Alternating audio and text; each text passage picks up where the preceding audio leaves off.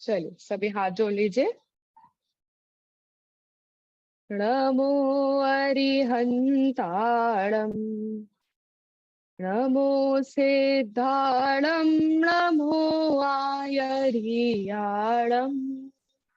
नमो वज्रायाणं,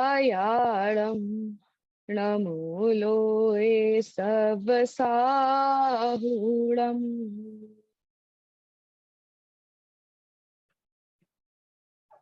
चलिए, आप लोग भूल तो नहीं गए हम लोग कौन सा स्तोत्र पढ़ रहे हैं, कौन सा श्लोक पढ़ रहे हैं, हमने पहले क्या पढ़ा था? अभी बीच में 3-4 क्लासेस नहीं लगी तो? हाँ, नहीं तो आ, ऐसे भूल जाते हैं ना, बीच में स्किप हो जाता है तो आप सभी को याद है कुछ थोड़ा बहुत भी? याद है, चलिए। तो एक बार हम एकदम स्टार्टिंग से, जहां से हमने पहली कक्षा स्टार्ट की थी, हम वहां से एक बार पूरा अभी रिवीजन करते हैं।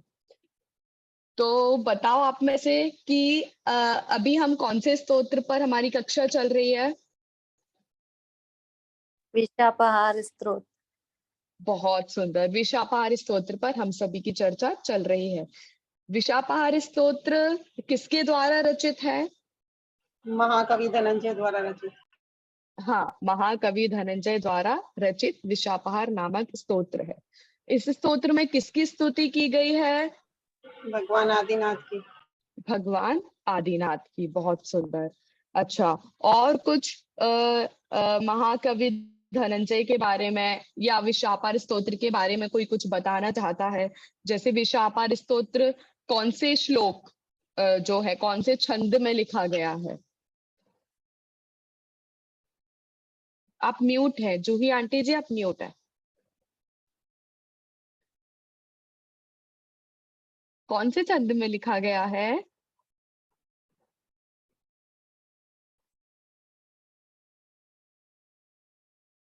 बताइए। उपजाति।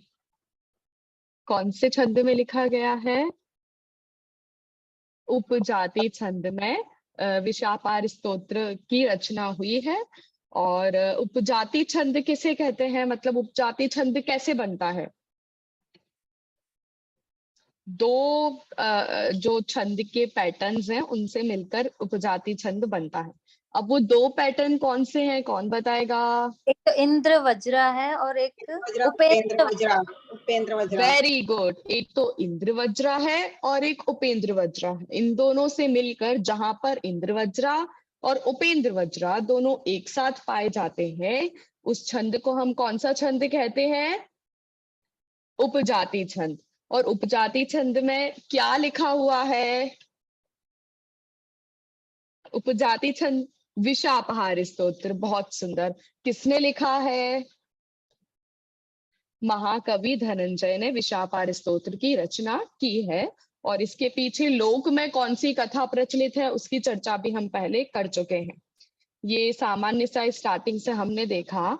अच्छा, इसमें हमने ये देखा था कि स्तोत्र में बहुत सारी जगह ऐसी बातें आई है कि हे भगवान, आप ही हमारे शरण हो, आप हमारी रक्षा करते हो, आप ही हमको बचाने वाले हो। तो इस भाषा का ऐसा प्रयोग किया गया है। तो इससे हम क्या समझें? क्या भगवान सच में हमको बचाने वाले हैं? और हम जब भगवान के पास जाते हैं, दर्शन करने जाते हैं, भगवान की भक्ति करते हैं, पूजा स्तुति करते हैं, तो हमारे पीछे का प्रयोजन क्या होना चाहिए? ये कौन बताएगा? भगवान बचाते नहीं है, भक्ति के वशीभूत होकर के भक्त इस तरह की विनय से भगवान के लिए इस तरह से कहते हैं कि आप ही हमारे बचाने वाले हैं, आप ही हमारे लिए शरणभूत हैं। और भगवान के बताए हुए मार्ग पर चलते हैं तो वास्तव में तो संसार से पार हो जाते हैं, संसार से पार करने में निमित्त होते हैं। बहुत सुंदर। और उनके जैसे बनने के लिए ही हम उनकी भक्ति। तो फिर ऐसा क्यों कहा कि हे भगवान आप वो बाल वैद्य हो? ऐसा क्यों कहा? आप हमारी रक्षा, भगवान जब रक्षा नहीं करते तो ऐसा क्यों कहा कि भगवान आप मेरी रक्षा करिए? किस अपेक्षा से कहा और क्यों कहा? अनादिकाल से जीव अज्ञान से पीड़ित है और उनके द्वारा ही हमें मोक्ष के मार्ग प्रशस्त होता है, इसलिए ऐसा कहा। बहुत सुंदर। अच्छा, भक्ति और स्तुति ये जब भगवान की जाती है तो यह किस नए से स्तुति और भक्ति कही जाती है? जैसे रक्षा करते हैं, ये सब व्यवहार नए से। बहुत सुंदर, व्यवहार नए से ये वाली सारी बातें कही जाती है। और इसलिए व्यवहार से ऐसा कहा जाता है कि हे भगवान, आप हमको बचाने वाले हैं और आप हमारी रक्षा करने वाले हैं। लेकिन वास्तव में भगवान किसी का कुछ भी करता हरता नहीं है। दाता ना हरता। कैसे हैं भगवान? दाता ना हरता, ना देने वाले हैं और ना हरण करने वाले हैं। ऐसे हमारे वीतरागी देव की स्तुति इस विशापार स्तोत्र में चल रही है। हाँ, आगे बढ़े, फिर हम श्लोक की चर्चा करें कि कुछ और बेसिक अपन को वापस से रिवाइज करने की जरूरत है। आगे बढ़े, चलिए। श्लोक में हम वैसे ही काफी पीछे चल रहे हैं, थोड़ा सा रिवाइज करते हुए हम आगे बढ़ेंगे।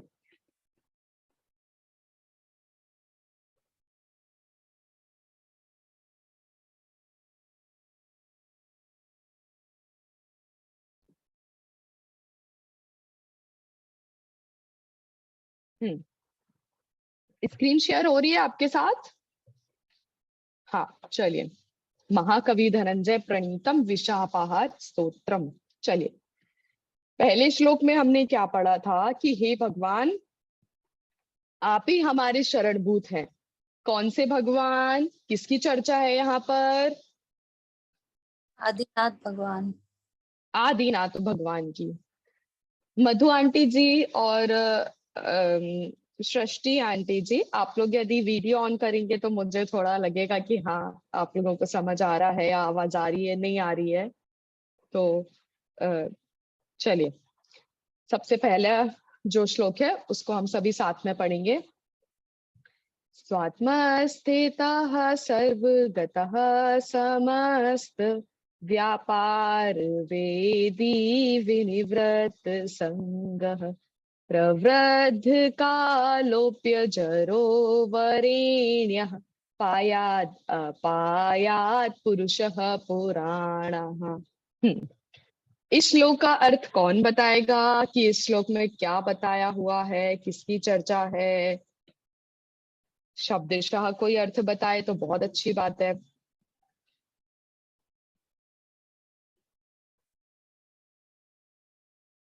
ये तो आप लोग सब पीछे का भूलते जा रहे हैं, ऐसे कैसे काम चलेगा? मतलब आप लोग श्लोक पाठ आप लोग सब नहीं करते? श्लोक पाठ नहीं करते आप लोग?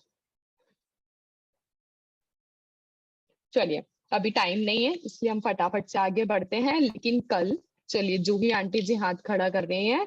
हाँ आंटी जी, बताइए। स्वात्म स्थितः सर्वगत समस्त, मतलब हे आदिनाथ भगवान, आप अपनी आत्मा में स्थित होकर भी सर्व व्यापक हैं। और व्यापार वेदी विनिवृत्त संग, मतलब आप समस्त व्यापार के जानकार होने पर भी समस्त परिग्रह से रहित हैं।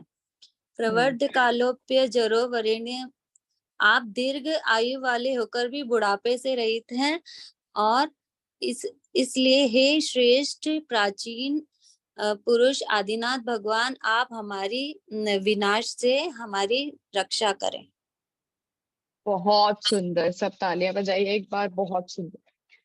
हाँ, इस श्लोक में ये बताया है कि हे आदिनाथ भगवान, हम संसारी जीवों के लिए, हम अज्ञानी जीवों के लिए एकमात्र शरण आप ही हैं। आपके अलावा अन्य कोई शरण हमारे लिए नहीं है। हे भगवान, आप आत्मा में स्थित होकर भी आप सब जगह व्यापक हो। आप आत्मा में रहते हुए भी आप सब जगह रहते हो, ठीक है? और कैसे हो कि हे भगवान, आप सारी दुनिया के सारे व्यापारों को, कार्यों को जानते हुए भी आप कैसे हो?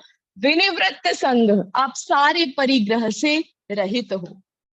और आदिनाथ भगवान, आप कैसे हो कि आप प्रवृद्ध कालोप्य जरो वरेण्य, कि हे आदिनाथ भगवान, आप दीर्घकालीन होकर भी आपका कभी नाश नहीं होने वाला, आप अनादिकाल अनंत काल तक रहने वाले होकर भी आपका कभी बुढ़ापा नहीं आता। इसलिए हे आदिनाथ भगवान, हम सभी की, हे पुराण पुरुष, अर्थात पुराण मतलब प्राचीन और प्राचीन मतलब पहले, तो पहले पहले मतलब पहले तीर्थंकर कौन से हैं? हमारे आदिनाथ भगवान। तो ऐसे हे पुराण पुरुष, हे आदिनाथ भगवान, इस नाश होने वाले जगत से हम सभी की रक्षा करिए। ठीक है, ये वाली बात हमने पहले श्लोक में पढ़ी थी। दूसरे श्लोक में, परैर्चिन्त्यं युगभारमेकः स्तोतुं वहन् योगिभिरप्यशक्यः स्तुत्योद्यमेऽसौ वृषभो नाभानुः किमप्रवेशे विशति प्रदीपः। हाँ, इसका अर्थ कौन बताएगा? हाँ, मधु आंटी जी, आप म्यूट है आंटी, एक मिनट। हाँ, शरीर चिंतन युग भार में के, यानी आप दूसरों के द्वारा अचिंत्य हैं, चिंतन करने के योग्य अचिंत्य हैं। और युग भार में के, भोग भूमि से जब कर्म भूमि में आए तो युग की आदि में आपने अपना कर्म युग के भार को आपने अकेले ही वहन किया, अकेले ही धारण किए हुए हैं। स्तोत्रम योगी भी द्रव्य शक्य है, आपकी स्तुति योगियों के द्वारा भी आपकी स्तुति नहीं की जा सकती। ऐसे हे आदिनाथ भगवान, मैं आपकी स्तुति करने के लिए आज तैयार हुआ हूँ। क्या सूर्य, मतलब सूर्य के प्रवेश ना होने पर क्या दीपक वस्तुओं को प्रकाशित नहीं करता है? अर्थात जितने क्षेत्र की वस्तुओं को प्रकाशित कर सकता है उतने वो प्रकाशित करता है। तो उसी प्रकार से भले ही मैं आपके सारे गुणों का बखान ना कर सकूं, लेकिन जितनी मेरी शक्ति है उससे अधिक मैं आपकी स्तुति करने के लिए आज तैयार हुआ हूँ। बहुत अच्छा, बहुत अच्छा। हाँ, बिल्कुल सही आंटी जी ने इसका अर्थ हम सभी को समझाया है कि हे आदिनाथ भगवान, आप कैसे हैं? आप अचिंत्य योगी हैं। अचिंत्य योगी मतलब कि आपका स्वरूप हम सब के चिंतन के बाहर है। हम सब आपके स्वरूप का चिंतन कर ही नहीं सकते, इतनी हमें सामर्थ्य नहीं है। हे आदिनाथ भगवान, परैर चिंत्यम, कि दूसरों के द्वारा आप चिंतन, दूसरे लोग माने हम सभी लोग आपके स्वरूप के बारे में चिंतन कर ही नहीं सकते। हमें इतनी सामर्थ्य ही नहीं है, ये हमारी कमी है। और कैसे है आदिनाथ भगवान? हमारे द्वारा चिंतन के योग्य नहीं है, इसलिए आप अचिंत्य हैं। और कैसे हैं कि जब भोग भूमि से कर्म भूमि में जब यह काल परिवर्तित हुआ था तो आप ही प्रथम पुरुष थे जिन्होंने जगत की पूरी व्यवस्था का भार अपने ऊपर लिया था। क्योंकि बाकी तीर्थंकर और जो हुए हैं पुराण पुरुष, वो सब तो उनके बाद ही हुए हैं। तो आदि में कौन हुए? हमारे आदिनाथ भगवान। तो हे भगवान, इस पूरे युग के मतलब कर्म युग के जब कर्म भूमि का काल आया तो किसी को तो पता ही नहीं था कि कैसे काम करना है, कैसे क्या करना है, कैसे कमा के खाना है। तो किसने सिखाया? आपने सिखाया। तो आपने पूरे कर्म युग के भार को आपने अकेले ही धारण किया। अर्थात इस पूरे जगत के कर्म भूमि का जो कर्म भूमि है, इस पूरी कर्म भूमि के व्यवस्थापक हे भगवान एकमात्र आप ही हैं। और आपकी क्या बात कहे, जो मुनिराज है वो भी आपकी भक्ति करने में अशक्य है, वो भी आपकी भक्ति नहीं कर पा रहे हैं, नहीं कर सकते हैं, उनकी भी इतनी सामर्थ्य नहीं है। लेकिन धनंजय कवि कहते हैं कि तो क्या हुआ, यदि वो नहीं कर रहे हैं तो वो नहीं कर पा रहे हैं, लेकिन मैं तो करूंगा, मेरे से जितना बनेगा मैं उतना करूंगा। मेरे अंदर जितनी शक्ति है, जितनी सामर्थ्य है, मैं उतनी तो आपकी स्तुति जरूर करूंगा। तो क्या हुआ जब सूर्य कहीं पर प्रवेश नहीं कर पाता है तो क्या हुआ, जैसे रात होती है, रात्रिकालीन में तो सूर्य होता नहीं है, लेकिन हमको किसी वस्तु की प्राप्ति चाहिए करनी हो या फिर अंधेरे में नहीं रह पाते तो हम लाइट जलाकर अपने कार्य की सिद्धि करते हैं कि नहीं करते। वैसे ही हे आदिनाथ भगवान, मुझ में सूर्य जितनी सामर्थ्य तो नहीं है, इतने गुणों का धारी तो मैं भी नहीं हूं कि मैं आपके सारे गुणों का वर्णन कर सकूं, लेकिन मेरे अंदर जितनी सामर्थ्य है मैं उतने गुणों का वर्णन और उतनी स्तुति तो मैं आपकी अवश्य करूंगा। ये वाली बात हमने कौन से श्लोक में पढ़ी है? सेकंड श्लोक में, दूसरे नंबर के श्लोक में। दूसरे श्लोक में। बहुत सुंदर। चलिए आगे बढ़ते हैं।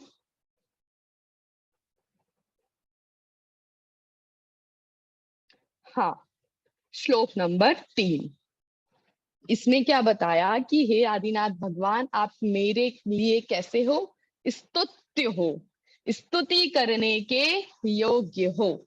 हे भगवान, मेरे पूज्य हो आप। मैं जिनको पूजता हूँ, मैं जिनकी शरण में जाता हूँ, मैं जिनकी भक्ति करता हूँ और जिनकी स्तुति मुझे करनी चाहिए, ऐसे ऐसे कौन है? ऐसे आदिनाथ भगवान आप हैं। चलिए इसका पाठ करते हैं। तत्याज शक्रः शकनाभिमानं नाहं त्यजामि स्तवनानुबन्धं स्वल्पेन बोधेन ततोऽधिकार्थं वातायनेनैव निरूपयामि।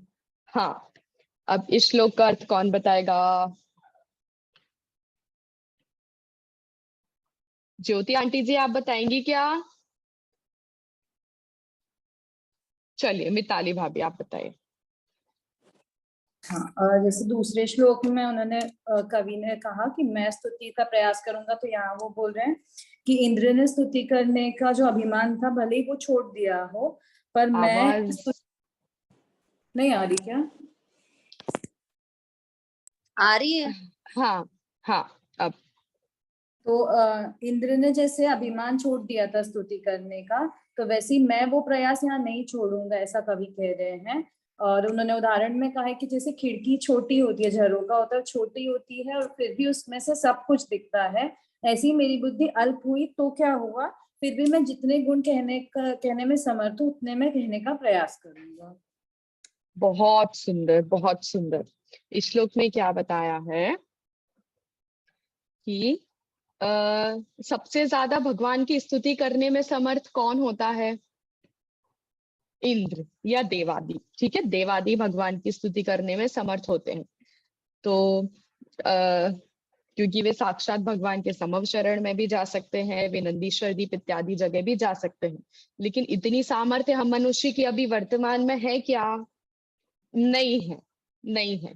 तो यहाँ पर धनंजय कवि ये कह रहे हैं कि तत्याज शक्रः शकनाभिमानम, हे आदिनाथ भगवान, इंद्र आदि भी जो कि नंदीश्वर दीप में जाते हैं, समव शरण में प्रत्यक्ष आपकी भक्ति कर सकते हैं, जब उन्होंने भी अपना अभिमान छोड़ दिया, जो इस अभिमान में मरे जाते थे कि मेरे अलावा मैं जितनी स्तुति भगवान की कर सकता हूँ उतनी सामर्थ्य किसी में नहीं है। ठीक है, ऐसे कौन समझते थे? इंद्र आदि, देव आदि। लेकिन हे आदिनाथ भगवान, उन इंद्रों ने भी, उन देवों ने भी इस अभिमान को छोड़ दिया, क्योंकि उनके अंदर भी इतनी सामर्थ्य नहीं है। जितनी सामर्थ्य थी उससे कई गुना अधिक तो आपके अंदर गुण पाए जाते हैं, आपके अंदर सारी शक्तियां पाई जाती हैं, और इतनी सामर्थ्य तो इंद्रादि में भी नहीं है। तो उन्होंने तो इस अभिमान को छोड़ दिया। तो क्या उन्होंने अभिमान छोड़ा तो हे भगवान, क्या मैं भी अपनी तरफ से आपके गुणगान करने का प्रयास नहीं करूंगा क्या? तो धनंजय कवि क्या रिप्लाई करते हैं कि ना हम त्यजामी, हे भगवान, इंद्रादि ने अपना अभिमान छोड़ा तो छोड़ा, लेकिन ना हम त्यजामी, मैं नहीं त्याग करूंगा। मैं आपकी भक्ति करने में मेरी जितनी सामर्थ्य है उतनी तो मैं आपकी भक्ति करूंगा ही। मैं भी आपकी भक्ति करने का विचार त्याग दूं कि मेरे अंदर सामर्थ्य ही नहीं है, तो ऐसा नहीं है। मैं आपकी भक्ति जितनी होगी उतनी मैं अपनी तरफ से आपकी भक्ति, आपके गुणों का वर्णन तो करूंगा ही। फिर क्या कहते हैं कि माना कि मेरे अंदर अल्प बुद्धि है, देवों जितनी बुद्धि मेरे में नहीं है, देवों जितनी शक्ति भी मेरे में नहीं है, लेकिन उससे क्या होता है, एक छोटी सी खिड़की होती है और खिड़की से झांक कर भी हमें जैसे तैसे हम झांक कर भी जितना नजारा दिखता है आसानी से उतना तो देखते ही हैं, लेकिन और झुक झुक के झांक झांक के और थोड़ा सा दिख जाए और थोड़ा सा दिख जाए अपनी पूरी कोशिश करते हैं कि नहीं करते? करते हैं। वैसे ही धनंजय कवि कह रहे हैं कि मेरी बुद्धि अल्प है, मैंने माना, लेकिन मैं अल्प बुद्धि से भी आपके अधिक से अधिक गुणों का वर्णन करने की मैं कोशिश करूंगा। ये वाली बात हमने कौन से श्लोक में पढ़ी? तीसरे श्लोक में। हाँ, अब हम आगे बढ़ते हैं।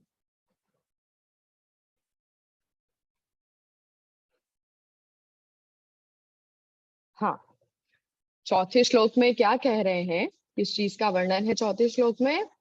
कि हे भगवान आप कैसे हैं, आप वचन अगोचर हैं। वचन अगोचर मतलब क्या होता है, कौन बताएगा? आपके वचन के द्वारा आपके गुणों का वर्णन कर सकें, ऐसा नहीं हो पाता, मतलब। हाँ, हम अपने द्वारा, हाँ, ऐसी सामर्थ्य हमें नहीं है, आप वचन के अगोचर हैं। हम वचन से, वचनों द्वारा आपके जितने भी गुणों का हम कहें, जैसे हम किसी की तारीफ करते हैं ना कि अब आपके लिए तो मेरे पास शब्द ही नहीं है, हम क्या कहें, ऐसी हे आदिनाथ भगवान आप इतने गुणों के धनी हैं कि आपके लिए मेरे पास शब्द ही नहीं है, मैं वचनों से उसका वर्णन कर ही नहीं सकता, आप हमारे वचनों से परे हैं, है ना? तो वो वचन अगोचर की हे आदिनाथ भगवान, मैं वचनों के द्वारा भी आपके गुणों का वर्णन करने में असमर्थ हूँ।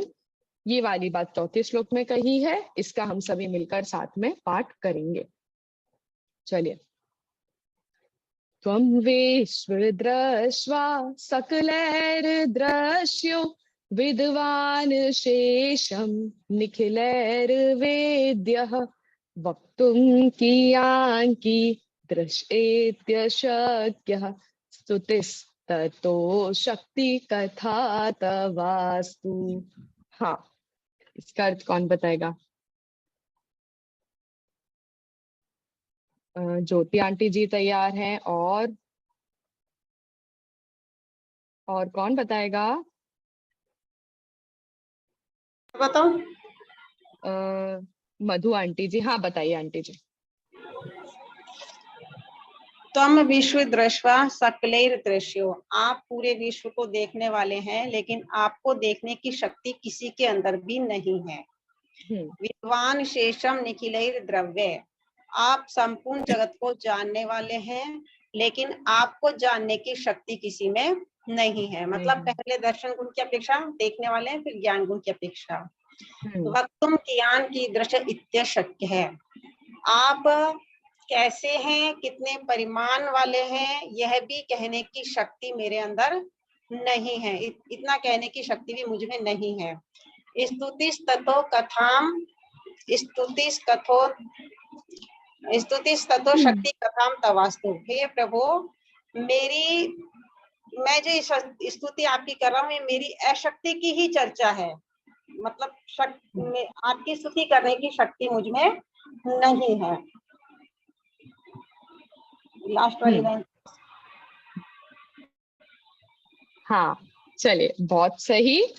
यहाँ पर ये बताया है कि हे भगवान त्वं विश्व दृष्टा, आप कैसे हैं, आप पूरे जगत को देखते हैं, जानने वाले हैं, आप पूरे जगत को देखने वाले हैं, ठीक है, लेकिन सकलैर अदृश्यो, लेकिन पूरे जगत के द्वारा आप देखने वाले, पूरे जगत के द्वारा आप देखे जाने वाले नहीं हो। आप पूरे जगत को देखते हो, लेकिन हम सब आपको देखें ऐसी किसी में सामर्थ्य नहीं है। हे भगवान, आप पूरे जगत को जानते हो, पूरे जगत को जानते हो, कब कहाँ कब क्या हो रहा है, कैसा हो रहा है, किस जीव की क्या प्रवृत्ति हो रही है, आप परिणामों को तक जानते हो, तो बाहरी चीज की तो क्या बात करें। तो हे आदिनाथ भगवान, आप सबको जानते हो, लेकिन आप सबके द्वारा जाने जाते हो, ऐसा है क्या? नहीं, आप सबके द्वारा जाने नहीं जाते। आप सबको देखते हो, लेकिन कोई किसी के अंदर इतनी सामर्थ्य नहीं है कि वो आपको देख सके। आप सबको जानते हो, लेकिन किसी के अंदर इतनी सामर्थ्य है ही नहीं कि वो आपको जान सके। ठीक है, क्योंकि भगवान कौन से गुण के धारी हैं? कौन से गुण के धारी हैं जिसके अनंत कारण ज्ञान वो सब, दर्शन। हाँ, अनंत ज्ञान दर्शन। आप केवल ज्ञान के धारी हैं। ठीक है, आप तीनों लोगों को जानते हैं। इसलिए हे आदिनाथ भगवान, मैं कैसे, आप कितने हैं, आपका स्वरूप क्या है, आप कितने हैं, मतलब गुणों की अपेक्षा कि आपके कितने गुण हैं, आपका स्वरूप क्या है, मैं वक्तुम अशक्या, यह मैं कहने के लिए कैसा हूं, अशक्य हूं। मैं यह कह ही नहीं सकता कि आपके कितने गुण हैं और आपका स्वरूप क्या है, जानने देखने के अलावा और आपका कार्य क्या है, हमको नहीं पता। ठीक है, आपका अनंत सुख कैसा होता होगा भगवान, मैं कैसे वर्णन करूं, क्योंकि मुझे तो पता ही नहीं है, क्योंकि वो कैसा है, अनुभव गम्य है, और जितना पता है उतना भी वह मैं कहने के लिए अशक्य हूं। ठीक है, लेकिन हे आदिनाथ भगवान, यह जो मेरी अशक्ति मैंने अब तक आपको पहले श्लोक से लेके अब तक बताई है ना, कि इंद्र ने भी अपना अभिमान छोड़ दिया, लेकिन मैं तो भक्ति करूंगा, मुझे पता है मेरे अंदर इतनी बुद्धि नहीं है, लेकिन जितनी है उतनी बुद्धि से मैं आपका वर्णन करूंगा। ये जो जितनी भी अब तक मैंने अपनी अशक्ति की चर्चा पिछले श्लोकों से अब तक करी है, हे आदिनाथ भगवान, ये अशक्ति ही मेरे आपके प्रति भक्ति है, कि आप हर चीज में समर्थ है, लेकिन मैं तो आपकी भक्ति करने में ही समर्थ नहीं हूं, तो आगे की क्या बात करूं। आपके गुणों का वर्णन करने में ही मैं समर्थ नहीं हूं, तो आगे की मैं क्या बात करूं। ठीक है, तो यह जो मेरी अशक्ति की कथा है भगवान, वही मेरी आपके प्रति भक्ति है। आया समझ में? चलिए, अशक्ति की जो मेरी कथा है, जो इतनी लंबी मेरी कहानी है, वही मेरे आपके प्रति भक्ति है। ये वाली बात हमने चौथे नंबर के श्लोक में पढ़ी थी। अगला श्लोक आता है हमारे सामने, 5वां। इस श्लोक में क्या बताया है कि हे आदिनाथ भगवान, आप कैसे हैं, आप निस्वार्थ बाल वैद्य हैं। निस्वार्थ बाल वैद्य हैं कैसे, कि मतलब जैसे हम किसी वैद्य के पास जाते हैं या डॉक्टर के पास जाते हैं, तो हम अपना रोग तो उनको बताते हैं, बदले में हमें उनको क्या देना पड़ता है, उनकी फीस, है ना। तो उनकी फीस वो उनका स्वार्थ है कि नहीं है, है ना। लेकिन हे आदिनाथ भगवान, आप भी हम सभी के वैद्य हो। अज्ञान की जो बीमारी है, मोहराग द्वेष की जो बीमारी है, उस बीमारी का आप निवारण करने वाले हो, इसलिए आप वैद्य हो। हम बाल बुद्धि हैं, हम अज्ञानी जीव हैं, जो बाल बुद्धि जितने भी जीव हैं उन सबके आप वैद्य हो। लेकिन आप कैसे हो, आप निस्वार्थ हो। आप किसी स्वार्थ के कारण हम सबका इलाज कर रहे हो। मुनिराज हमारे लिए इतना ग्रंथ लिखते हैं, इतने ग्रंथों की उन्होंने रचना की है, तो उसमें उनका कुछ स्वार्थ था क्या? नहीं था। ठीक है, जो इतनी समव शरण में दिव्य ध्वनि खिरी है, उसमें अरिहंत परमेष्ठी का कुछ स्वार्थ था क्या? नहीं, वे तो अपना काम करके मुक्त हो गए, वे तो सिद्ध बने कि नहीं बने, उन्हें तो संसार में आना ही नहीं है कि जो वे अपना स्वार्थ देखें। ठीक है, इसलिए हे भगवान, आपने हम सबको रोग से मुक्त होने की कला तो बताई, लेकिन किस रूप में? निस्वार्थ रूप में। बदले में आपने हमसे कोई अपेक्षा नहीं रखी, बदले में हम आपके लिए कुछ करेंगे, कि हम आपकी पूजा भक्ति करेंगे, इसलिए भगवान ने हमको इतना सारा मार्ग बताया क्या? नहीं। हम वो भक्तांबर जी का डेली पाठ करेंगे, हम बड़ी सिद्ध चक्र आदि इतने सारे विधान करेंगे, हम शिविर लगाएंगे, तो भगवान की बहुत पहचान बढ़ जाएगी, सब जगह जानेंगे कि आदिनाथ भगवान ने ये किया। ऐसा कुछ स्वार्थ छिपा रहता है क्या? नहीं छिपा रहता। इसलिए हे आदिनाथ भगवान, आप निस्वार्थ बाल वैद्य हैं। चलिए श्लोक का पाठ करेंगे। व्यापीडेतं बालमेवात्मदोषैरुल्लाघतां लोकमवापिपस्त्वं हिताहितान्वेषणमान्यभाजः सर्वस्य जन्तो रसिबाल वैद्यः। हाँ, इसका अर्थ कौन बताएगा? और कोई? हाँ, जूही आंटी जी बताइए।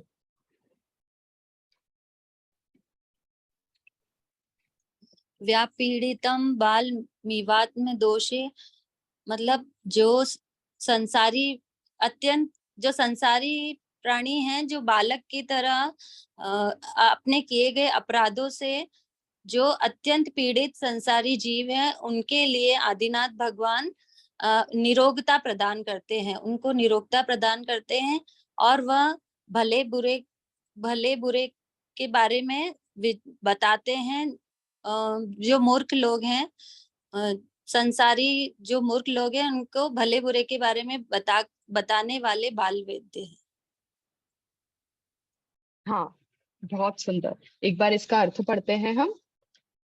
हाँ, जिस तरह बालकों की चिकित्सा करने वाला वैद्य अपनी भूल से पैदा किए हुए वात, पित्त, कफ आदि दोषों से पीड़ित बालकों के अच्छे बुरे का ज्ञान कराकर उन्हें निरोग बना देता है और अपने बाल वैद्य इस नाम को सार्थक बना लेता है, उसी तरह आप भी हित और अहित के निर्णय करने में असमर्थ बाल अर्थात अज्ञानी जीवों के हित अहित का बोध कराकर संसार के दुखों से छुड़ाकर स्वस्थ बना देते हैं। इस तरह आपका भी बाल वैद्य अर्थात अज्ञानियों के वैद्य यह नाम सार्थक सिद्ध होता है। हाँ, क्या बोला? आदिनाथ भगवान को यहाँ पर किस चीज की उपाधि दी गई है? बाल बाल वैद्य। बाल वैद्य की उपाधि दी गई है। ठीक है, जैसे कोई बच्चा है, जैसे मान लो डॉक्टर ने दही खाने मना किया है और वह वापस शाम को दही खाए, ठीक है, तो वो बीमार होगा कि नहीं होगा? होगा। इसमें गलती किसकी है? स्वयं की। उसको पता था कि नहीं खाना है, लेकिन फिर भी उसने उस चीज का ग्रहण किया, है ना? वैसे ही हम सबको भी पता है कि हमको राग द्वेष नहीं करना, मोह नहीं करना, लेकिन फिर भी हम वो करते जाते हैं, करते जाते हैं, करते जाते हैं। तो इसमें आदिनाथ भगवान की गलती है क्या? नहीं। इसमें किसकी गलती है? मेरी स्वयं की। ये मेरा ही दोष है। तो हमारे दोषों के कारण जो हम में रोग पाया जाता है, मोहरा द्वेष का, मिथ्यात्व का, ये 8 कर्म रूपी रोग जो हमारे अंदर पाए जाते हैं, उन सब का निवारण करने वाले कौन है? आदिनाथ भगवान आप हैं। क्योंकि हम सब अज्ञानी जीव हैं, ज्ञान हम में बहुत अल्प है और जितना है वह विपरीत है, वह मिथ्यात्व रूपी ज्ञान है। तो हम सब आपके द्वारा जो बताया हुआ जो निवारण, रोग को निवारण करने की जो विधि है, जो आपने हम सबको बताई है, हम अज्ञानी होने की वजह से उसको सही और गलत समझने में असमर्थ हैं। ठीक है, लेकिन आदिनाथ भगवान आपने हमको उसमें भी बताया कि क्या हमारे लिए हितकारी है और क्या हमारे लिए अहितकारी है। किसके लिए? सर्वस्य जंतु, सारे लोगों के लिए, सभी जंतुओं के लिए, सभी जीवों के लिए। इसलिए आप सभी जीवों के, सभी बाल जीवों के, अज्ञानी जीवों के, संसारी जीवों के आप क्या हैं? बाल वैद्य है। ठीक है, आया समझ में? हाँ, तो कौन से रोग की बात यहाँ पर की गई है कि आदिनाथ भगवान हमारे टाइफाइड हटाने वाले वैद्य है क्या? कोरोना हटाने वाले वैद्य हैं क्या? कि भक्तांबर स्तोत्र का पाठ करो भाई, कोरोना ठीक हो जाएगा आदिनाथ भगवान की कृपा से।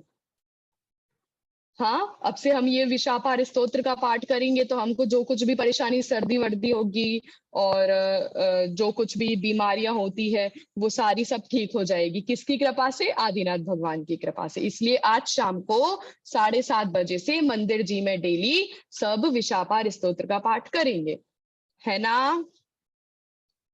नहीं तो फिर क्या? तो फिर आदिनाथ भगवान कैसे बाल वैद्य है? किस रोग का निवारण करने वाले हैं? संसार रूपी।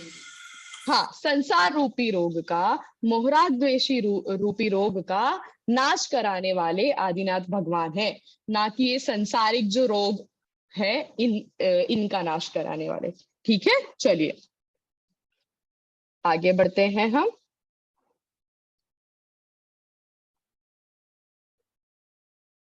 श्लोक नंबर 6। श्लोक नंबर 6 में क्या बताया है कि हे आदिनाथ भगवान आप कैसे हैं? शीघ्र फल प्रदाता हैं। कैसे हैं? शीघ्र फल प्रदाता। शीघ्र मतलब जल्दी, प्रदाता मतलब प्रदान करने वाले, देने वाले। किस चीज को? फल को। कौन से फल को देने वाले हैं यहाँ पर बता रहे हैं। चलिए एक बार श्लोक का पाठ करेंगे।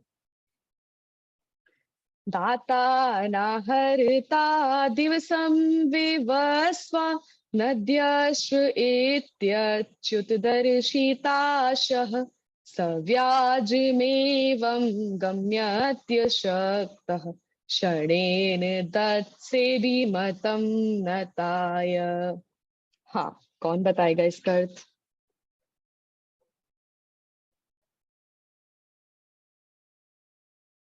जूही आंटी जी और मिताली भाभी, ज्योति आंटी जी बताएंगे। हाँ बताइए। हे आदिनाथ भगवान, आप जो भी जीव आपके सामने नतमस्तक होता है उसे आप क्षण भर में सब कुछ देते हैं। जैसे सूर्य देवता ना तो आपको दे सकता है और ना ले सकता है, क्योंकि उसमें लेने और देने की वो सामर्थ्य नहीं है, क्योंकि वो असली जो ठहरे। परंतु आप तो मनुष्य की इच्छित वस्तु को क्षण भर में दे देते हैं। इस तरह आप सूर्य से भी बहुत बढ़ रहे हैं। बहुत सुंदर। यहाँ पर आदिनाथ भगवान को सूर्य से कंपेयर करके यहाँ पर बताया है कि दाता ना हरता।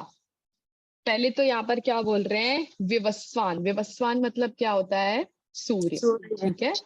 तो हे आदिनाथ भगवान, सब सुबह सुबह उठकर सूर्य को जल चढ़ाते हैं कि नहीं? सब जल चढ़ाते हैं। ठीक है। सूर्य यहाँ पर दिया हुआ है, पर हम समझने के लिए जितने भी और देवता है ना, जैसे कई लोग शनि मंदिर में जल चढ़ाने जाते हैं, सुबह सुबह सब राधा कृष्ण की पूजा करने जाते हैं और भी। ठीक है।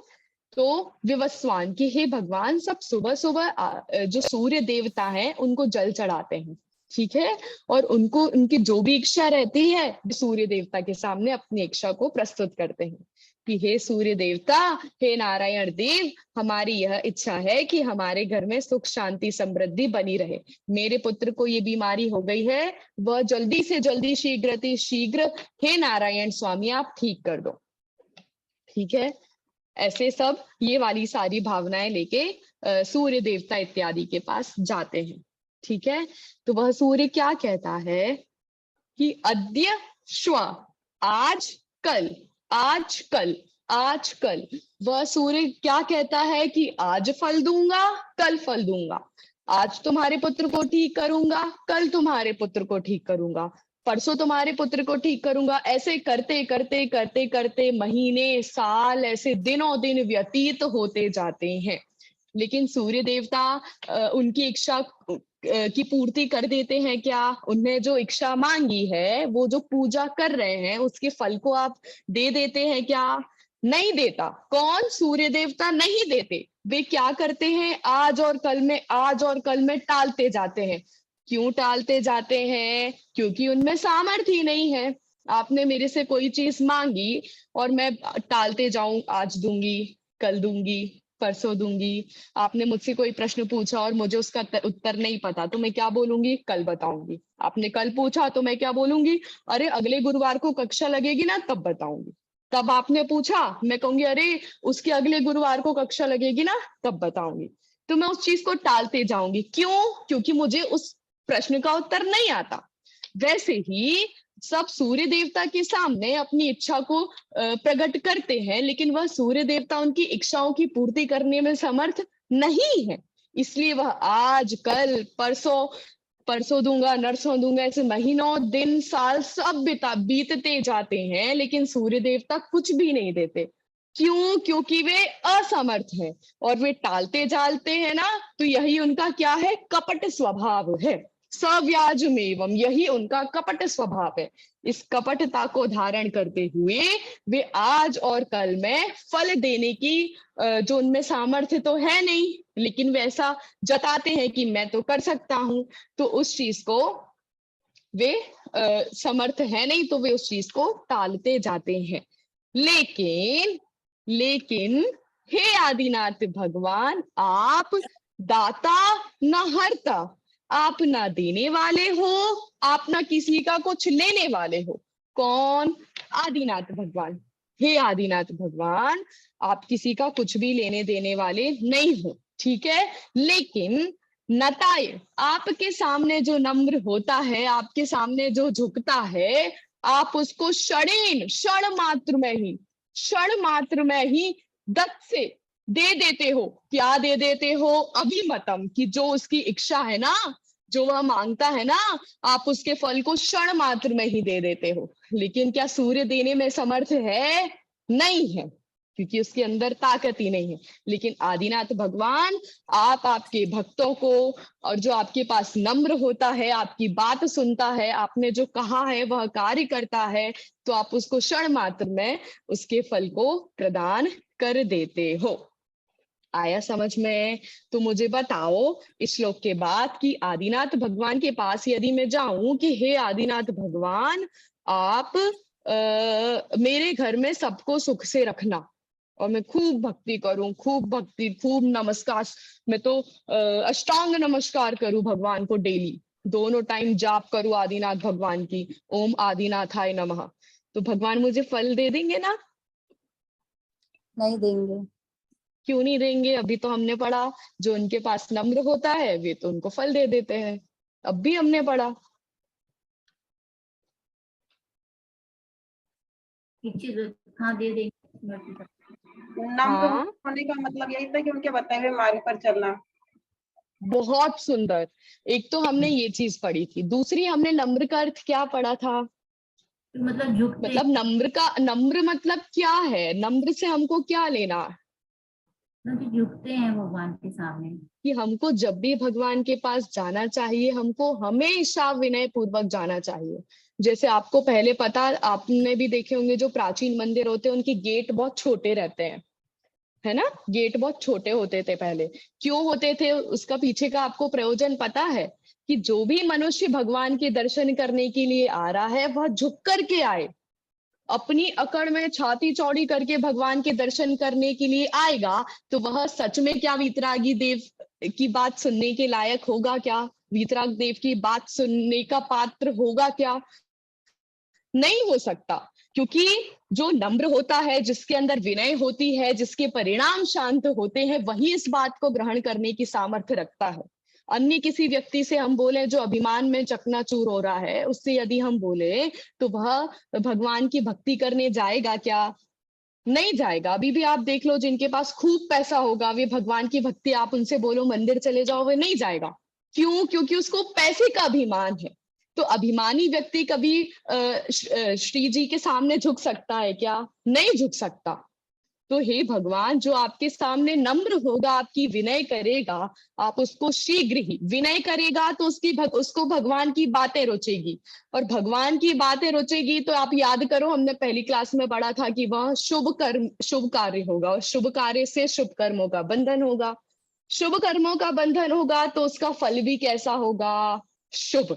तो जो आपके पास विनय से आएगा, आपकी भक्ति करेगा, तो आपकी बात सुनने का वह पात्र बनेगा, और वह शुभ कार्य करेगा, आपके सामने नम्र होगा, वही एक स्वयं में भी शुभ कार्य है। तो शुभ कार्य करेगा तो शुभ कर्मों का बंधन होगा, और जिससे शुभ कर्मों का उदय होगा। ठीक है, उदय होगा तो वही तो आपके द्वारा फल है ना, आपके द्वारा प्रदान किया हुआ फल। आप लोगों को मेरी बात समझ में आ रही है क्या? आ रही है। आ रही है। मैं इसलिए थोड़ा जल्दी पढ़ रही हूँ क्योंकि ये श्लोक हम पहले पढ़ चुके हैं, है ना? तो हम थोड़ा रिवीजन कर रहे हैं, इसलिए मैं थोड़ा सा फास्ट ले रही हूँ। चलिए, ये वाली बात हमने 6वें श्लोक में पढ़ी थी। अभी टाइम कितना हुआ? अभी हम 4 मिनट तक थोड़ा सा और रिवीजन कर लेते हैं, शायद एक श्लोक की बचा है, फिर कल से हम अगले श्लोक की चर्चा करेंगे। हाँ, अगला 7वां श्लोक हम सभी के सामने है, जिसमें क्या बताया है कि दर्पणवत वीतरागता। हे भगवान, आपकी वीतरागता कैसी है? दर्पण के समान है। अच्छा, 1 मिनट, हमने जो 6वें श्लोक में हमने, इसका अर्थ नहीं पढ़ाया था दीदी? हाँ, इसका अर्थ नहीं पढ़ा था। इसका सिर्फ पाठ करके पद्यानुवाद पढ़ के हमने कक्षा समाप्त की थी। इसका अर्थ हम वापस से कल देखेंगे। हाँ, मैं 6वें श्लोक की बात कर रही थी कि 6वें श्लोक में सूर्य का दिया हुआ है, उससे हमने एक और अर्थ निकाला था। कौन बताएगा वो अर्थ? किसी को याद है? आदिनाथ भगवान को कंपेयर किया है ना? तो और कैसे हमने बताया था कि हमारे आदिनाथ भगवान श्रेष्ठ है, सर्वश्रेष्ठ है।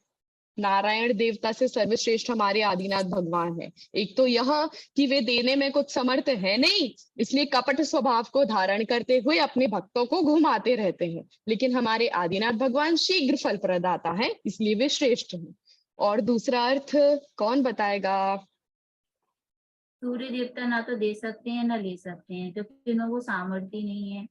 सूर्य देव में टालते चले जाते हैं, ऐसा करते करते काल बीत जाता है, मगर आदिनाथ भगवान आपकी तुरंत इच्छा पूर्ति तुरंत कर देते हैं। हाँ, ये तो श्लोक से अर्थ निकल गया, शब्दशः अर्थ निकल गया और ये हमने पढ़ लिया। पर हमने एक और इसका अर्थ देखा था कि सूर्य से और किस कारण से आदिनाथ भगवान को हम श्रेष्ठ कह सकते हैं? केवल ज्ञानधारी है इसलिए, अनंत ज्ञानधारी है, बहुत ज्ञान सुंदर। के अनंत है। हाँ, जैसे सूर्य है, सूर्य सुबह उदित होता है, शाम को अस्त हो जाता है। क्या वह 24 घंटे उदय रूपी रहता है क्या सूर्य? नहीं रहता। वो सुबह उदय को प्राप्त होता है, लेकिन शाम को अस्त को प्राप्त हो जाता है। लेकिन आदिनाथ भगवान का जो ज्ञान है, वह भी क्या सुबह को उदय होता है और शाम को भी उनके ज्ञान अस्त हो जाता है क्या? हो जाता है ना? नहीं होता, नहीं होता। इसलिए आदिनाथ भगवान श्रेष्ठ है। जैसे समव शरण आदि लगता है तो भगवान, वहां भी टाइमिंग्स रहती होगी ना कि भगवान बोल देते होंगे रात को मत आना, रात को मत आना, सुबह आना, अभी मेरा ज्ञान बंद हो गया है। ऐसा बोलते हैं क्या? नहीं बोलते। लेकिन यहाँ पर जो सूर्य है, जो इनके देवता है, वह देवता स्वयं ही शाम को अस्त हो जाता है, तो वह भक्तों का क्या काम करेगा? भक्तों के दुखों का कैसे निवारण करेगा? लेकिन हमारे आदिनाथ भगवान का जो ज्ञान है, उनकी जो शक्ति है, उनकी जो सामर्थ्य है, हम भगवान के पास, हम मंदिर जाते हैं तो हमारे मंदिर जाने की भी कोई टाइमिंग्स होती है क्या कि सुबह इतने बजे ही जाना है और रात को हम जा ही नहीं सकते? मतलब हमें अलाउ ही नहीं, हम नहीं जा सकते, ऐसा कुछ रूल है क्या? नहीं है। आपको जब भगवान के पास जाना है आप तब जाओ। अब किसी को रात को सूर्य देवता की भक्ति आ रही है, सूर्य देवता की पूजा करना है, तो वो कोई कर पाएगा क्या रात को? नहीं कर पाएगा। क्यों? क्योंकि सूर्य देवता तो है ही नहीं रात को, वे तो सुबह उदित होंगे। ठीक है, लेकिन हमें जब आदिनाथ भगवान के समक्ष भक्ति करने के लिए जाना है, तो हमें भी क्या सुबह ही जाना पड़ेगा कि 7 बजे ही जाऊंगी? 7:01 भी हुआ तो मैं नहीं जा सकती। मुझे आधी रात को 3 बजे भी यदि भगवान के समक्ष जाना है तो मैं स्वतंत्र हूँ। लेकिन सूर्य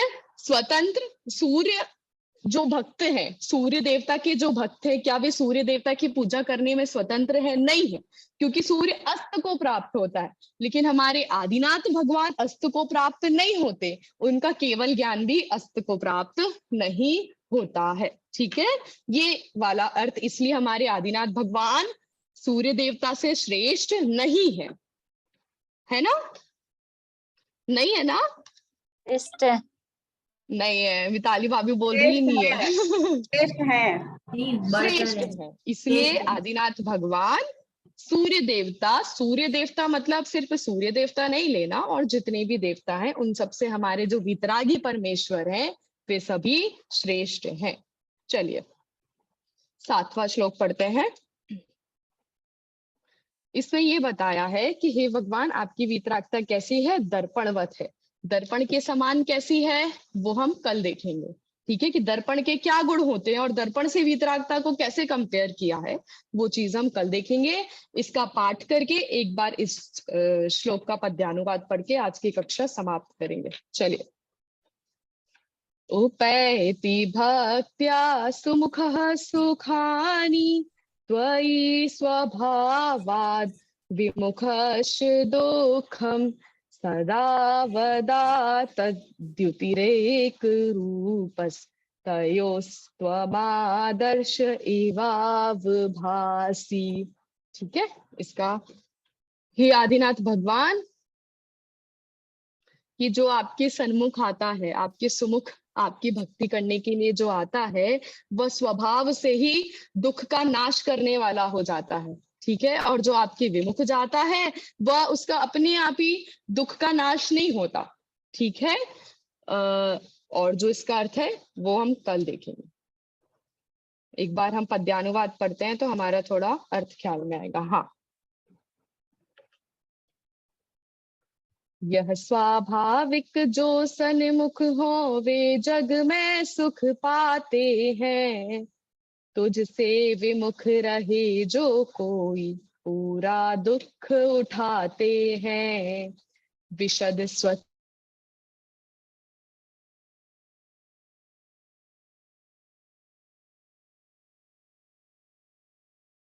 आप हो, सुख दुख सन्मुख विमुखादीन। हे भगवान, जो आपके सन्मुख आता है वह सुख को प्राप्त होता है, जो आपके विमुख जाता है वह दुख को प्राप्त होता है। लेकिन इसमें आपने कुछ किया ऐसा नहीं है। इसमें हे आदिनाथ भगवान, आपकी गलती है कि आपने इस भक्त को सुख दे दिया और इस भक्त को आपने दुख दे दिया। इसमें आपकी कोई भी गलती नहीं है। आप कैसे हैं? आप विशद हैं, आप स्वच्छ हैं, आप राग द्वेष रूपी मल से हीन हैं, आप निर्मल निर्मल दर्पण के समान है। ये सब किसके अधीन है भगवान? ये आपके अधीन नहीं है, ये तो जीव के सन्मुख और विमुख के अधीन है। आपने कुछ पार्शियलिटी की भक्तों को लेकर ऐसा नहीं है। और डिटेल में हम कल पढ़ेंगे। चलिए, आज रिवीजन किया, कल से हम प्रॉपरली पढ़ेंगे। चलिए, अभी किसी का कोई प्रश्न तो नहीं है? इतने दिनों से कुछ गैप हो गया हो, आपने रिवीजन किया हो, पढ़ा हो और कोई डाउट हो तो?